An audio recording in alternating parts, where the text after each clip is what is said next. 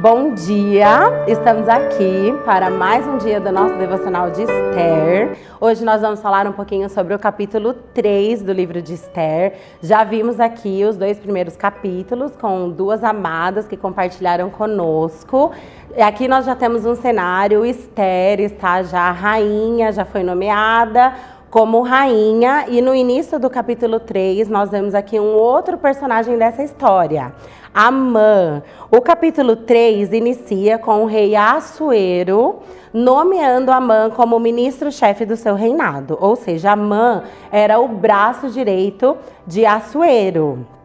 Amã era um cara que tinha um ego inflamado. Então, quando ele andava pelo palácio, quando ele passava pelas ruas de Suzã, ele gostava de ser venerado, ele queria que as pessoas se prostrassem diante da presença dele. Mas existia uma pessoa, Mardoqueu ou Mordecai, conforme algumas traduções, que ele não se dobrava a Amã. Mordecai era o primo que criou Esther, como nós já vimos nos primeiros capítulos, né? Praticamente o pai dela, aquela pessoa que a criou. E as outras pessoas que trabalhavam ali no palácio, eles questionavam Mordecai, né? Nós vemos isso aqui no desenrolar do capítulo 3. Eles diziam, por que você não se dobra? E Mordecai dizia, porque eu sou judeu. Então Mordecai, ele estava querendo dizer o quê com essa resposta, né? Eu tenho um Deus. Eu tenho a quem eu presto a minha adoração, a quem eu presto a minha devoção, diante de quem eu me prostro. Então eu não vou me prostrar diante de Amã. Mas isso deixava Amã profundamente irado. Nós vemos aqui o versículo 5 do capítulo 3 diz: quando Amã viu que Mardoqueu não se curvava e nem se prostrava, ficou muito irado. Só que o que nós vemos aqui? Nós temos aqui uma história que está sendo desenrolada no capítulo 3 de Esther, só que é algo que já vem de muito antigamente. O capítulo 3 de Esther, ele nos diz, ele começa dizendo, lá no primeiro versículo, que Amã, ele era descendente de Agag. E Agag, nós vemos a história de Agag lá em 1 Samuel capítulo 15. Agag é o rei cujo Samuel arrancou a cabeça dele. Deus tinha dado uma orientação para Saul, para ele ir até o reinado de Agag, e era para ele matar lá todo mundo e não trazer os despojos. Eles tinham o hábito de trazer os despojos. E Saul, o que fez? Poupou a vida de Agag e trouxe os animais junto com Agag. Então Samuel chega no acampamento e aí ele ouve o barulho dos animais e ele fala, o que está acontecendo aqui, Saul? E inclusive é uma passagem muito conhecida por nós cristãos, porque Saul diz assim, eu trouxe os melhores bois, os melhores animais para eu poder sacrificar para o Senhor vai ficar muito feliz. Mas Samuel diz o que para Saul?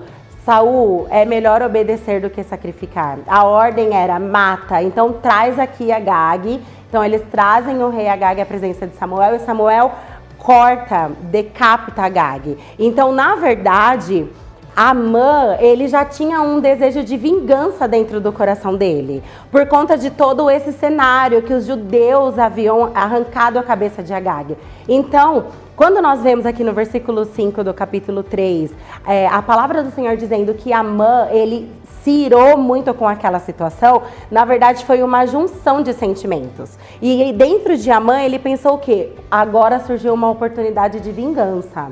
Agora eu tenho uma oportunidade de fazer contra esse povo o que eles fizeram contra o nosso rei, por conta de Amã ser dessa descendência de Agag. Então o que Amã faz? Ele vai até o rei Assuero e ele começa a gerar um desconforto com relação ao povo judeu. E ele começa a dizer, olha rei, tem um povo que você vai ter problema. Com certeza, daqui um tempo a gente vai começar a ouvir, porque eles são rebeldes, eles não aceitam os nossos direcionamentos. Então, Amã, ele monta um cenário para que esse povo seja condenado. E Assuero, aqui a gente vê todo o decorrer do capítulo 3, que Assuero pouco se importa, ele tem todos os compromissos dele como rei, e ele simplesmente diz, ok, Amã, é algo que te incomoda, é algo que pode nos prejudicar futuramente, eu vou te dar o meu anel real, e aí você pode fazer o que você quiser com esse povo. E aí Amã pensa, uau, agora chegou a grande oportunidade. Amã vai, reúne todos os escribas e ele libera um decreto.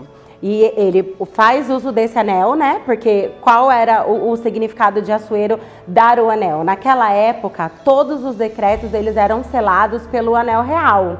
Então, uma vez que Assuero libera esse anel para Amã, ele está dizendo, faça o que você quiser, da forma como você quiser, você tem o meu aval.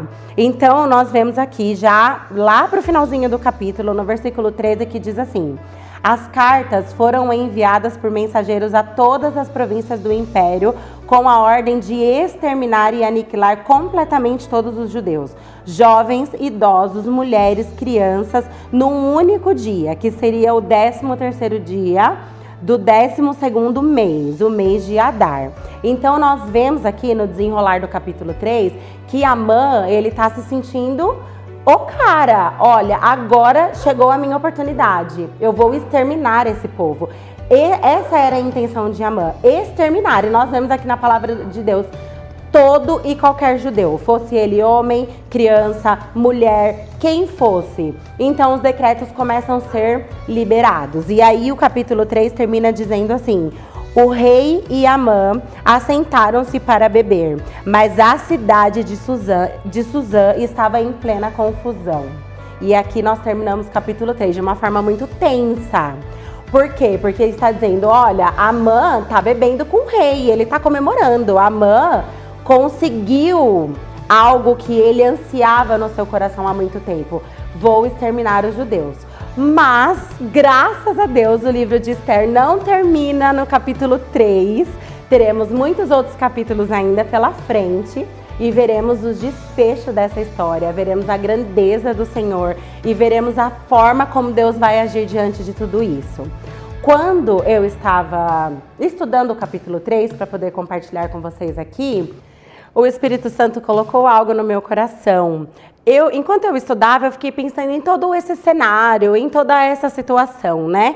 De Amã se incomodar tanto com o posicionamento de Mordecai, né? Dele não se curvar, dele não se prostrar. E o Espírito Santo começou a chamar a minha atenção. A palavra do Senhor, ela é muito contemporânea, né? E nós vemos que isso é uma realidade que nós vivemos hoje. Nós, cristãos do século XXI, vivemos muito essa situação. Diante de muitas coisas que têm sido apresentadas, muitas coisas que têm sido impostas para nós, muitas vezes nós não nos curvamos. Diante de tantas ideologias, de tantos debates, tantos posicionamentos, tantas coisas que a sociedade quer nos impor, nós nos posicionamos como Mordecai. E nós dizemos, peraí, eu tenho um Deus. E eu não vou me prostrar diante disso.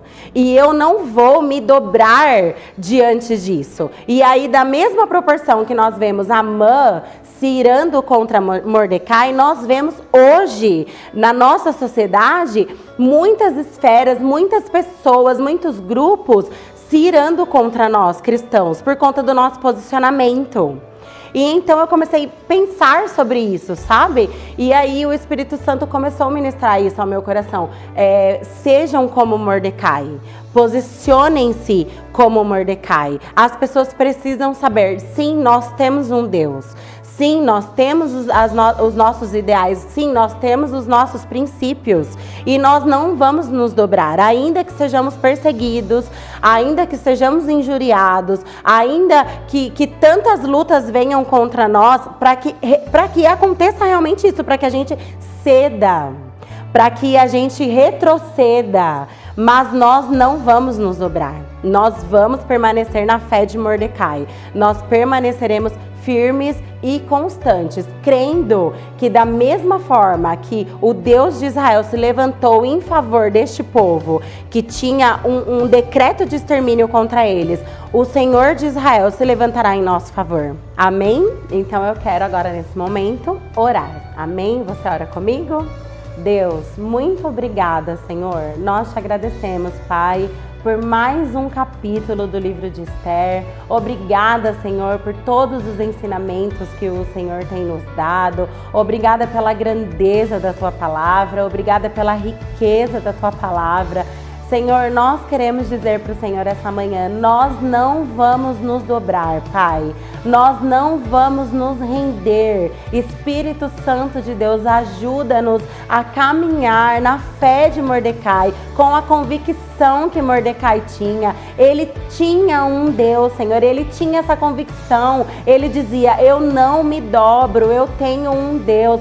Pai, que os nossos corações sejam inundados por essa convicção, Pai. Que nós tenhamos essa convicção no nosso coração, aperfeiçoada pelo Teu Santo Espírito, que nós não vamos nos dobrar, nós não vamos nos render. E nós cremos, Pai, que o Senhor é o Deus de Israel, que está cuidando da gente, que está cuidando dos nossos. Pai, em nome de Jesus, Senhor, eu te peço essa manhã, abençoe a vida dos meus irmãos que estão acompanhando este devocional. Guarda-nos, Senhor, livra-nos, Senhor, de toda injúria, de todo homem mau, Senhor, de toda perseguição, de todo levante do inferno. Nós permaneceremos, Senhor, firmes e constantes, Deus, porque cremos em cada uma das promessas que o Senhor vai cumprir nas nossas vidas, Pai. Nós choramos e te agradecemos em nome de Jesus, Senhor. Amém. Amém, amados. Tenham um ótimo dia. Deus abençoe.